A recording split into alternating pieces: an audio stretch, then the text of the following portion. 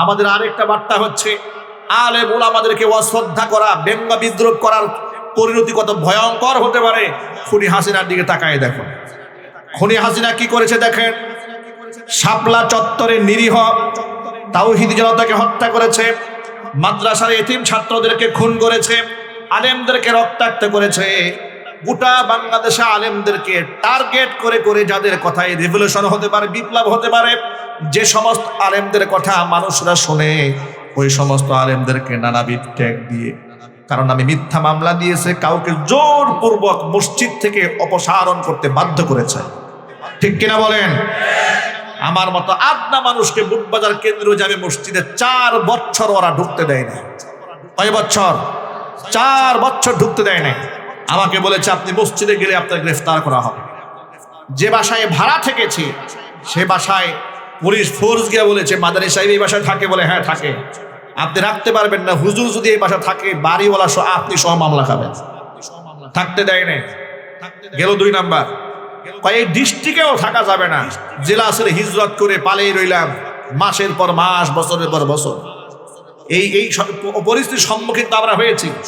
2018 সালে মাহফিল মঞ্চ থেকে উঠায় নিয়ে গেল। যখন নিয়ে যাচ্ছে প্রশাসনকে জিজ্ঞেস করলাম কোথায় নিয়ে যাচ্ছেন, কেন নিয়ে যাচ্ছেন, বলে থানায়। জিজ্ঞেস করলাম অপরাধটা কি, বলে অপরাধ কিছু নাই, সব উপরের নির্দেশ। নিয়ে গেল থানায়। ওসির নাম ছিল আমিনুল ইসলাম। বললাম ওসি সাহেবের কথা বলবো, তিনি কথা বলবেন না। অনেক রিকোয়েস্টের পরে ওসি সাহেব আসলেন, সামনে টেবিলে বসলাম, তিনি আমাকে চা দিয়ে আপ্যায়ন করলেন, বিস্কিট খাওয়ালেন। জিজ্ঞেস করলাম ওসি সাহেব আপনি যে আমাকে ধরে নিয়ে আসলেন, আমার অপরাধটা কি একটু বলবেন? ওসি সাহেব বলেন হুজুর আমি বলতে পারবো না, সব উপরের নির্দেশ। আমি আপনারা গ্রেফতার করাই নাই, আপনারা আরো উপর থেকে গ্রেফতার করানো হয়েছে। আমি অবাক হয়ে গেলাম। থানার ওসি আমারে লোক দিয়ে অ্যারেস্ট করালো, ওসি নিজেই বুঝে না আমার কেন ধরে নিয়ে আসছে, তাহলে আবার উপর থেকে জিব্রাইল বলে গেল নাকি আবার?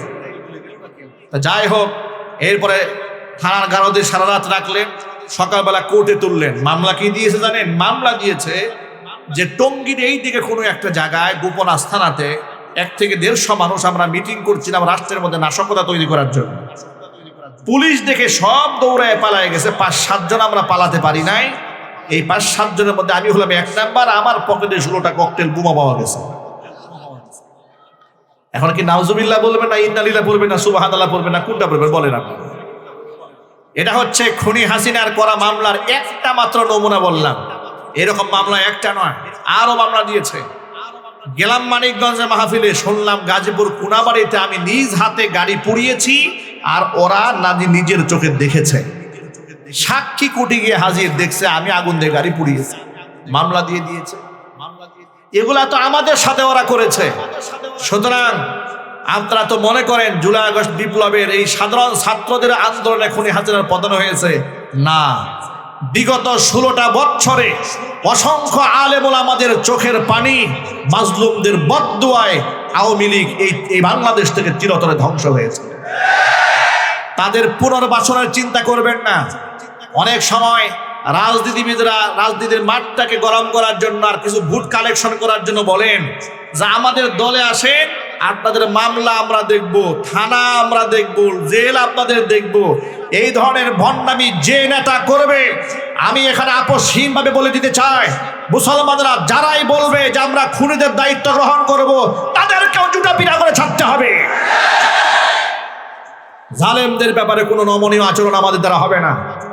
জালেমদের একমাত্র শাস্তি এই বাংলাদেশে হতেই হবে। কথা বলতে হবে, ঠিক নেবে ঠিক ছিল বলেন। এই কথাগুলো আপনাদের সামনে আমরা কেন তুলে ধরি এই জন্য যে আগামী প্রজন্মে যারা ক্ষমতা আসবেন তারা যেন আবার খুনি হাসিনা হয়ে না ওঠেন, তারা যেন আবার জঙ্গি নাটক না করেন, তারা যেন আলেমদেরকে বাঁকা চোখে না দেখেন। তারা মনে রাখবেন আলেম ওলামারা যদি একটুখানি আপনারা চোখ রাঙানি দেন, টেকনাফ থেকে তেতুলিয়া, রূপসা থেকে পাথুরিয়া পর্যন্ত আগের সেই দিন আর নাই। এখন ওলামারা ঐক্যবদ্ধ আছে, দাঁত ভাঙ্গা জবাব দেওয়ার জন্য প্রস্তুত রয়েছে ওলামারা। এই বাংলার জমিনে নাস্তিক্যবাদের আস্ফালন আর মেনে নেওয়া হবে না। এই বাংলার জমিনে মুসলমানদের ইমানি চেতনা এই বাংলাদেশে চলতেই হবে। ইমানি চেতনার বিরুদ্ধে দাঁড়িয়ে কেউ রাজনীতিও করতে পারবে না ইনশাআল্লাহ। বলেন না ইনশাআল্লাহ? নমনীয় হওয়ার কোনো সুযোগ নেই। আবার শুনতে পেলাম তারা যেন বলে আমরা শরিয়া চাই না। আবার কারা যেন বলে দুদিন আগে শুনলাম যে শরিয়া আমরা বাস্তবায়ন করব না। এই ভণ্ডামি বাংলাদেশে চলবে না। মনে রাখবেন, আপনি নাম দেবেন ইসলামী দল আর আপনি বলবেন আমি শরিয়া করব না, তাহলে কি ঘোড়ার ডিমের জন্য আপনাকে ভোট দেবে মুসলমান? সারা জীবন তো এই চেতনায় বিক্রি করেছেন, কোরআন চাই, কোরআনের শাসন চাই, হঠাৎ করে মুখে শরিয়া চাই না কেন? এই ভণ্ডামি বন্ধ করতে হবে বাংলাদেশ থেকে। অবশ্য আপনাকে শরিয়া চাইতে হবে। শরিয়া মানে তো আল্লাহর আইন। আপনি আল্লাহর আইন চান না, তার ঘোড়ার ডিমে রাজনীতি করেন আপনি।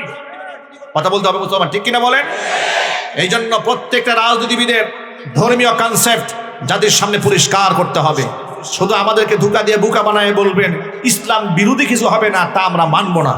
আমাদের কথা পরিষ্কার বলতে হবে, আল্লাহ যা বলেছেন সেটা বাস্তবায়ন হতেই হবে ইনশাল্লাহ। বলেন কোরআনের আইন কায়েম হোক। আপনারা চান? কারা কারা চান তো হাত দেখি তো।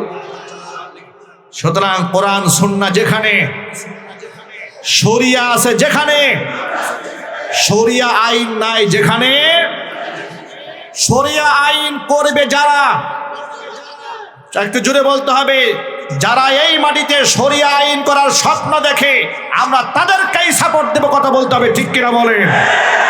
আর যারা জাতির সাথে এই ব্যাপারে কমিটমেন্ট দিতে পারবে না, যা আমরা ভারত নারাজ হবে, আমেরিকা নারাজ হয়ে যাবে, চায়না নারাজ হবে, রাশিয়া নারাজ হবে, শরিয়া আমরা করতে পারবো না, মুসলমানদেরকে বলবো তাদের থেকে সাবধান থাকতে হবে।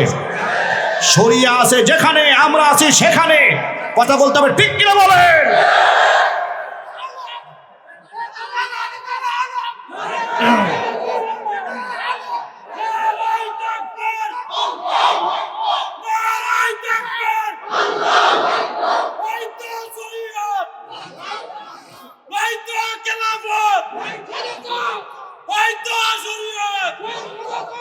অনেকেই বলেন হুজুররা আবেগে কথা বললেন না, একদিনে শরীয়ত হবে না। তো আপনার এই একদিনে শরীয়তের কথা বলছে কে? কথা বলে না কেন? আপনি যে বলেন শরিয়া হবে না একদিনে, তো আপনাকে একদিনে শরীয়ত কায়েম করতে বলছে কে? কিন্তু আপনি যে বললেন আমরা শরিয়া আইন করব না, এই ভণ্ডামির ব্যাখ্যা কি? আপনি তো বলেই ফেলেছেন শরিয়া করবেন না, মানে কি আপনি আল্লাহর আইন করবেন না? এই তো কথা বুঝেন নাই মনে হয়। আমরা শরিয়া আইন করব না মানেটা কি? মানে আল্লাহর আইন করব না। তো আল্লাহর আইন যদি আপনি না করেন, এটা যদি আপনি মিশনে থাকে যে আপনি আল্লাহর আইন করবেন না, তো নিজের নামে সেটা ইসলাম রাখছেন কেন? বাদ দিয়ে দেন ইসলাম, ঠিক না? বেরিয়ে বলেন ও নামের সাথে ইসলামও রাখবেন, আবার শরিয়াও চাবেন না, তা তো হবে না। যে কোনো একদিকে আপনাকে যেতে হবে। ওই আমেরিকা নারাজ হলো কিনা, ভারতের সাপোর্ট পেলাম কিনা, 1000 বছরের কাফের বেঈমানরা আমার ইসলামকে সাপোর্ট দেবে না। আফগানিস্তানকে তো আমেরিকা সাপোর্ট দেয় নাই, আফগানিস্তানকে তো বিশ্বের কেউ সাপোর্ট দেয় নাই। আফগানিস্তান কারো সাপোর্টের প্রয়োজন মনেও করে নাই। আফগানিস্তান মনে করেছে পৃথিবীর কারো সাপোর্টের দরকার নাই, একমাত্র আল্লাহর সাপোর্ট হলেই চলবে, কিনা বলেন? সুতরাং কোরআন এবং সুন্নাহর আদর্শ বাস্তবায়ন করতে গিয়ে আমাকে কে ভোট দিল আর কে ভোট দিল না, কে আমার প্রতি খুশি থাকলো আর কে আমার খুশি থাকলো না, আমি কি চেয়ার পেলাম না দেখার আমার কোনো দরকার নাই। আমি আল্লাহর জন্য যতটুকু করতে পেরেছি এতটুকু আমার জন্য জাস্ট এনাফ, ঠিক কিনা? আল্লাহ পাক আমাদেরকে ঐক্যবদ্ধ থাকার তৌফিক দান করেন, আমিন। ওয়া আখিরু দাওয়ানা আলহামদুলিল্লাহি রাব্বিল আলামিন। আসসালামু আলাইকুম ওয়া রাহমাতুল্লাহি ওয়া বারাকাতুহু।